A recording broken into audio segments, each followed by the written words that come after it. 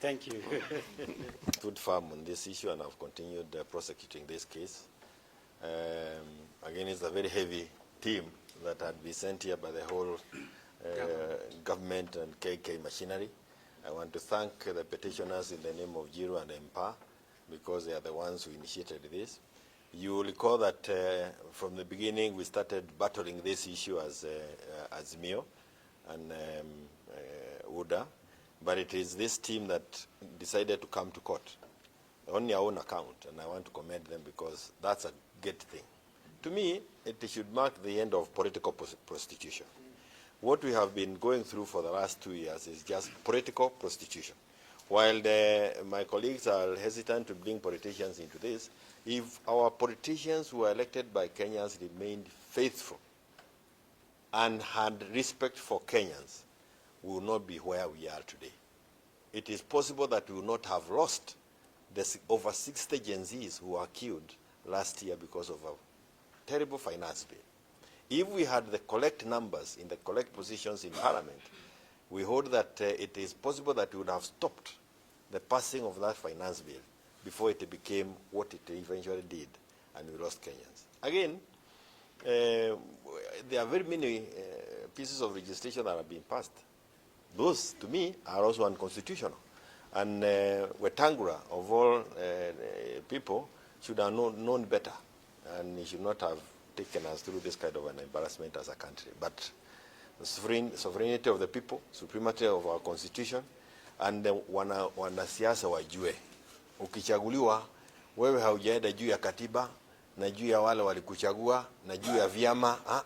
You continue being faithful and obedient. You must remain within the law and do things as you were elected to do. Maintain the respect of Kenyan voters all the way, in and out of Parliament. I thank you. That we are in, and Azimio is in, that part of Azimio is now in government. When it comes to reconstituting now the leadership in the House, what does it mean for us? Well, it's quite untidy. How I wish that those of us in Azimio had the spine to start this tide, would have been able to put the country back on track. But I hope with the chairmanship of Uhuru, because it's almost like him and I left studying in Azimio, pengine kitu itatokea. But then again, what is unconstitutional, that has been declared unconstitutional, must be it doesn't matter how long it takes. It doesn't matter if it pinches you. So the Azimio people who had MPs who had shifted allegiance should deal with the consequences. Yeah. There's something else I need to add. I think the official positions of Baba, the leader of ODM and the leader of Azimio Party, is that he donated some people to go and work for the executive of Kenya Kwanza. Now, as far he has continued to say that Azimio is part of that ODM, despite government, broad-based government, is still part of Azimio. So we expect Honorable Kalonzo Musyoka is there, Honorable Kioni is there, Wamalwa is there, the Azimio family is intact. But more importantly, I believe it has grown from the number of people who are there, because from Kenya Kwanza, Kenya has shifted from there. And I believe Kenyans are looking to Azimio to ensure that after it has gotten a majority institutionalized in the National Assembly, that we are not going to have this oppressive taxation, and we have a second chance to get rid of this affordable housing and these kind of crazy policies that are there, and to ensure that the national executive can now be checked. Parliamentary capture is a real problem in Kenya. Through this ruling, the issue has been addressed. Now we expect that when Azimio will be running the National Assembly, which is the most powerful organ of Parliament, that now they can ensure there are no more abduction and extrajudicial killings of Kenyans. Because the state, what all that Ruto and his people, Wetangula, his conspirators were doing, was to ensure that you captured Parliament so that they can commit all these atrocities that have been going on in Kenya. This we have a chance to address.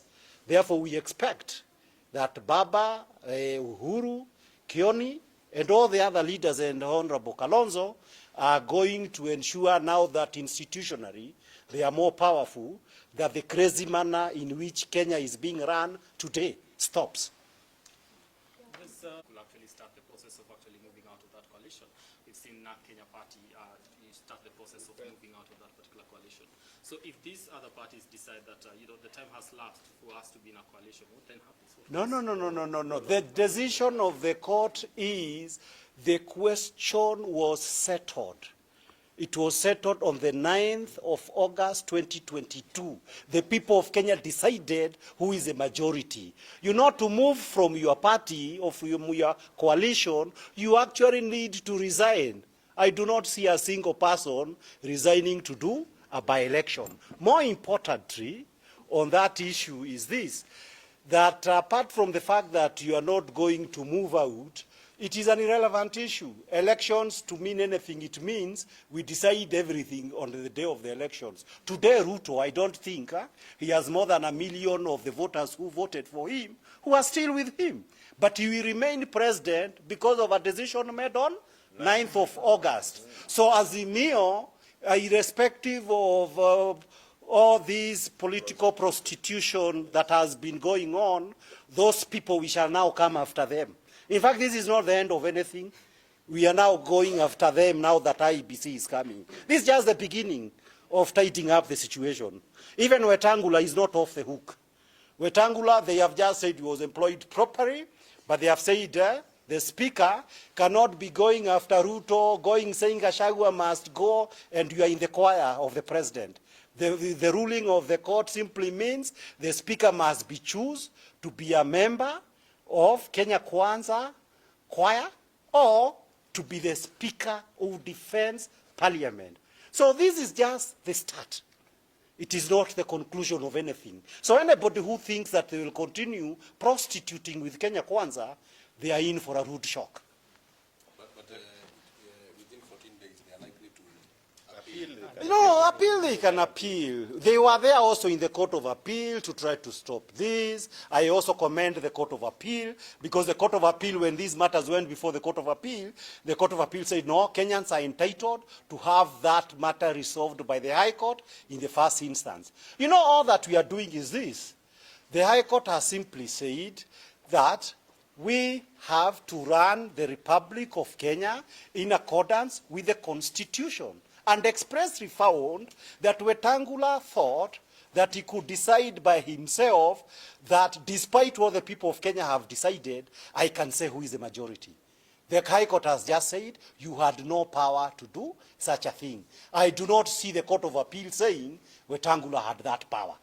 So I think this is a done deal. Maybe just to reinforces the Maina Kiai decision also, where the courts decided that the presidential elections are decided at the ballot. Yes. That is what was decided as far as the presidential election is concerned.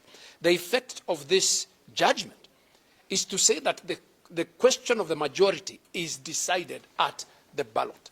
How anybody appealing that would expect to win, I cannot understand. We cannot allow situations where I vote, you vote, he votes, and then somebody else comes and decides this is what you intended. That is the intention of this court. So to answer your question, whether people cross or crisscross, the majority will still remain Azimio, as a principle. How they negotiate the political deal is inside there, that's another issue. In any case, they are collaborating. Some of them have been donated. That's another issue. It's just but like a normal, it's just in a normal marriage. Yeah. You are bound to your spouse, but nothing stops our spouse from being a prostitute after marriage. There are no defections Yes. under our constitution. Once you've been elected on Party X or Coalition X on the 9th of the month of August 2022, all those people who've been playing all the games they've been doing, including the many cases that we have had in Jubilee, they were really showing contempt on the Kenyan voter. Mr. Kioni, Yes. please, I want you to explain a bit about political prostitution, please. I came a bit late. Political prostitution. It is this decision of having very many masters. Yata unajua umaraya ni nini? Sasa kwa siasa umaraya ni hiyo, kuhamahama, kuhamisha kila kitu usiku na mchana. Kwani nini ingine? Na hiyo ndio shida. Even now, even as we are talking about coalition after the messy situation that we are in, you can still see that prostitution, political prostitution, becoming part of our culture in our politics. And it's not a good thing. We need people who have integrity in the way they do things, privately and publicly. Thank you.